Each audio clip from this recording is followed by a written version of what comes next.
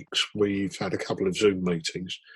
One, or I've been involved in a couple of Zoom meetings. One, which spoke very, very briefly about a potential restart, which my best guesstimate would be new season starting 12th of September. Unlikely that, in general terms, fans will be allowed back in stadia at that time, but with the government announcement over the weekend, it's likely that from October there will be some relaxation of that and allowance. I spent probably about 4 hours over the weekend reading a document issued by the Sports Ground Safety Advisory Committee, which runs to 85 pages, about how a stadium could be opened with a limited capacity and what that would actually mean to the operation within the stadium. So the club will have seen that. They're already thinking about that and how they can open the stadium to a limited attendance. They've also been talking to the local authority and Transport for London as to what match day regulations could be relaxed a little bit.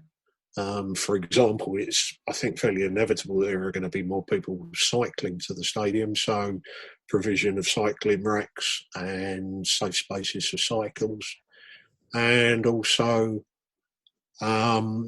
potentially releasing or being a little bit more flexible with the limit when a limit on attendance when match day event regulations come into place, which at the moment is 10,000. So a 10,000 attendance triggers road closures, triggers all sorts of various diversionary routes. And under 10,000, you don't have to do that. So there's a question as well. There'll probably be a lot more people who won't want to use public transport, who still want to come to the stadium and want to park somewhere. So there's all sorts of questions like that. So I know those talks and discussions are taking place behind the scenes.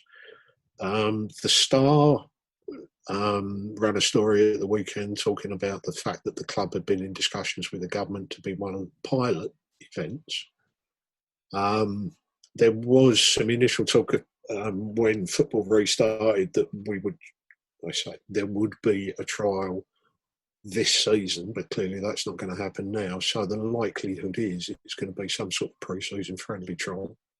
I think Daniel is keen on our stadium being used for that because it is a state-of-the-art stadium and one that can, with a lot of work, having read that 85-page document, but with a lot of work, can be transformed into as far as possible, safe stadium for a limited amount of fans. So there's all sorts of issues then surrounding what's the numbers. So this document goes into a great deal of detail about how any club, can calculate the attendance under certain criteria, and the presumption is that it will be if you take all of these measures, we will allow a 1 metre safety zone around people.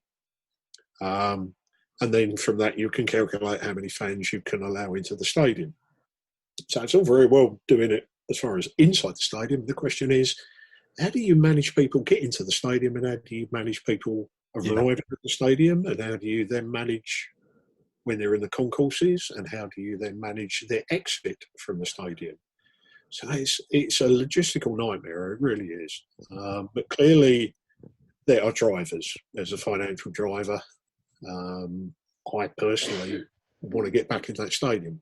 My wife has been safeguarding for 3 months. Do I risk that by going into a stadium? How safe is it going to be? And that's a risk analysis that I need to take when that opportunity arises. Do you allocate seats? Clearly you won't be sitting in your own seat, and you certainly won't be sitting alongside your mate. You might sit in a family bubble if you're lucky enough to get a ticket. So if it's a limited capacity of, say for the sake of argument, 10,000, how do you allocate 10,000 tickets? Ballot to season ticket holders, probably. Rotate them, maybe?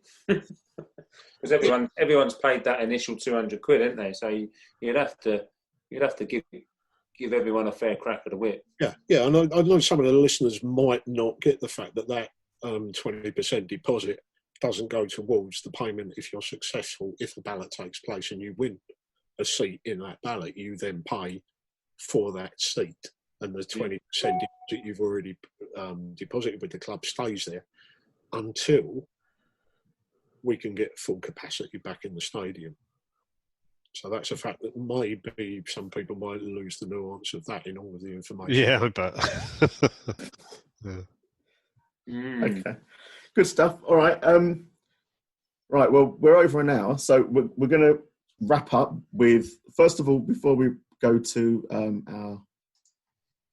our Palace preview, what we've started to do, Pete, is when we have a guest on, we give them 3 quick-fire questions for them to answer.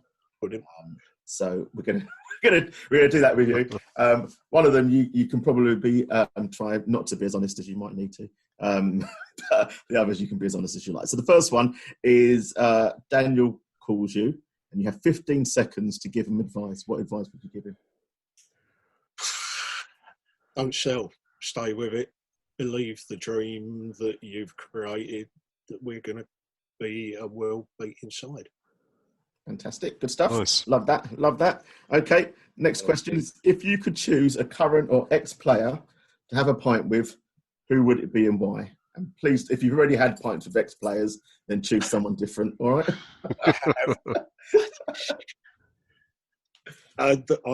I would say, and it would never happen for obvious reasons, I would say Jimmy Greaves. I saw him, the very first game I saw at White Hart Lane, 69, he scored the winner.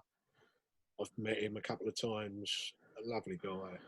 I'd love to have shared a pint with him or two back in the days when he was drinking and some of the stories. Brilliant. Okay, fantastic. Last question then. Seating or safe standing? I've got to I'm 64 now, and I've got to the age where when I selected my seat in the new stadium, I decided to not opt for safe standing, on the basis that when I go to the away games, I love standing up and being part of the crowd, and I can get my kick then. If I want to stand up at a home game and not cause aggro for the people behind me, I'll do so. If I want to sit down and rest my weary bones, I will do so. Okay, good stuff. Fair enough. Well, thanks very much. So thanks for coming on. Thanks for that little update, really, regarding certainly all the stuff that's going on in the background in terms of helping us to, and to get back into the stadium and to give people an understanding of all the stuff really that goes on in the background, whereas they just think, oh, do you know what?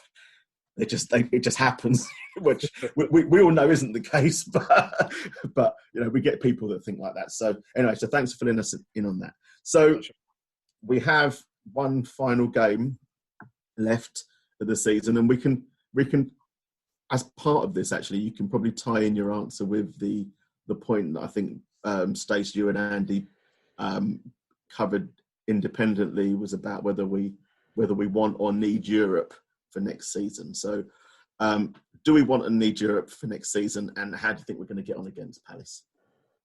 We will start with you, Stace. I think we're going to carry on the good form when we're going to beat Palace. I think we're going to beat them 2-0, and I think Harry Kane's going to carry on his rich goal scoring streak. Do we want Europe? Yes, we do. 100%. We need to be planning that. Gives other players a good chance to play, like to Skip, who I want to see get more game time. Okay, good stuff. Pete? I reckon it will be 2-1. I think Harry will score. I think Sonny will score. I think we'll see a similar style of play that we've seen in the previous games. But I'm optimistic we'll win that. Now, whether that's going to be enough to get 6, having just looked down at the half-time score at Wolves, they're 1-0 up. I don't think we'll get 6th. I think we'll be 7th, and then it's in the lap of the gods. But I want Europe. Lap of Chelsea gods, that'd be, wouldn't it? Beating Arsenal. So We've been here before, haven't we? yeah, we've been there before. Andy. Yeah, I'm going to go for a conservative 7-0 win. Harry to score all the goals, and he'll end up getting the golden boot. Didn't we have a situation like that in the past where he needed to score a hatful of goals in the last couple of games? He did score 7 in the last 2 games, didn't he, in that season? Yeah. Okay, so we're going to win 7-0. Harry's going to get all 7. And Europe, yes or no? I'd like us to be in the Europa League, but you booked a ticket to Kazakhstan? Yeah, I have, and but yeah, can we actually get it? I don't know. What's the maths here? Because as you say, Wolves are winning at the moment, so we're 7th. We just need to focus. We need to hope that Chelsea beat Wolves last game. Is that it? Is it? Yeah. And then we have to beat Palace, and if that happens, then we're in it anyway. We get 6th. But if we win and Wolves win against Chelsea, which is doable, of course, then we have to rely on Chelsea beating Arsenal in the FA Cup. Yeah. Which frees up 7th place. Yeah. And then you've also interesting. You've also got to add into the mix, what if Wolves or Man United win the Europa League? Oh yeah, true. And that's very possible. Yeah. So it throws a little spanner into the works as well. Yeah. Yeah, very true. When did that start, the Europa League? 7th of August or something, isn't it? Some dates somewhere. Qualifying, I think, is September. It would be if the 12th of September is the first game of the Premiership. I think the first or the final qualifying round that we would appear in would be the week after that, or midweek after that. So about 22nd, 23rd, I think. All right. I think they're the dates that I've seen. Okay. All right. So anyway, I'm going to go, I think, for a win. I think we're going to go 3-1. I'm going to go for a 3-1 win. I think we'll get Kane will get a couple. Sonny will get the other. And I won't say he'll score for them. Probably Townsend come on and bag a consolation. I think we do need Europa, and I think he's like Mourinho's focused on it, and it's quite interesting that he's kind of said that obviously it's not really within our hands. And I like the way in the interview when they spoke about it, he said, well, we need it and we want it, and I've told them that we want it, but ultimately it's not in our hands. But he's given them the focus that if they work hard enough to get us into Europe and we get there, that he wants to win it next year, So I like those messages because, I like Poch, but his messages before were like, I'm only after the Champions League and the Premier League, whereas we should be. The message should be: we're in 4 competitions. How many of those competitions can we target and win? And that should be the message. Yeah, and that feels to me like that's the message under Jose, right? That I want to win stuff. My CV says that I go to the clubs and win stuff, and that's now up to you to fucking make that happen. So we're gonna make that happen. So there we go. All right. So yeah, we've been on for quite a while, have a good chat. So thanks, Stace, for joining us this week. Andy, thanks, Pete, again for popping by. Hopefully we can get you on again at some point in the future because it's been more than happy to. Good fun. Excellent. Thank you very much. Thanks very much, Pete. Okay. Yeah, thanks, Pete.